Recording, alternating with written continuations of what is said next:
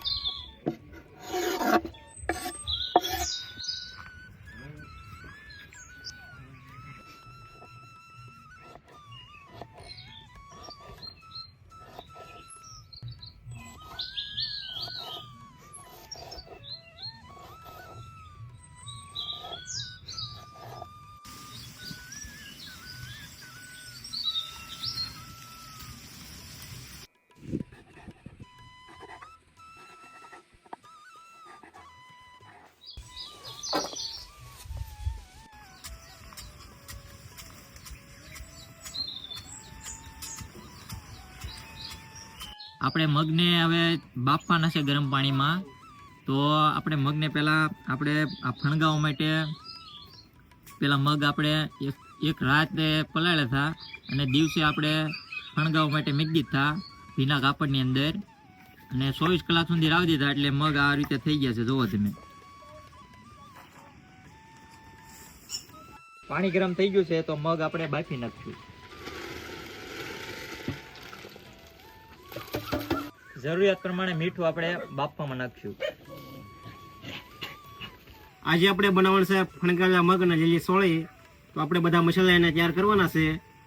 તેલ, જીરું, હળદર, હિંગ, ગરમ મસાલો, તમાલપત્ર, ધાણા જીરું, હળદર, મોરસ, આમચૂર મસાલો, દહીં, પલાળેલા મગ, ટમેટા, સિંગ સવાણું, સોળી, ડુંગળી, આદુ, મરચાં, દહીં, પાલકની ગ્રેવી, બાજ્યા, લીલું લસણ। તો આપણે બધા મસાલા તૈયાર થઈ ગયા છે તો આપણે વઘાર નાખવાની બધી તૈયારી કરવાની છે। હવે તેલ,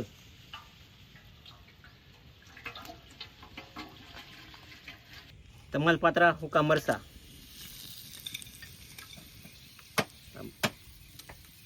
જીરું,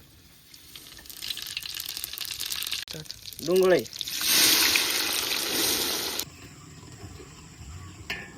લીલું લસણ,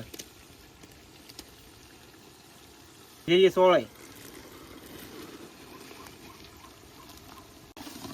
મીઠું, બટાટા,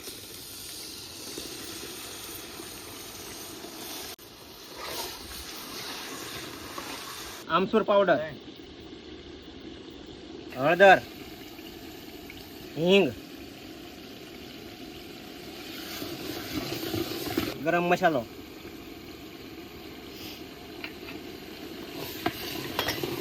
ફણગાવેલા મગ, આદુ, મરચાં, કોથમરી, દહીં, પાલક ની ગ્રેવી,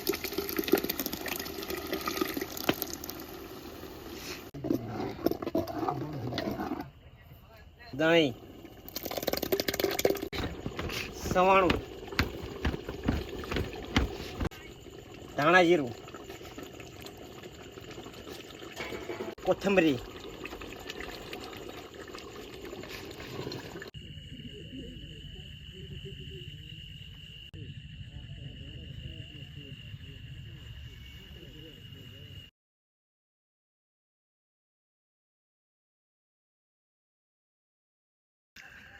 હેલો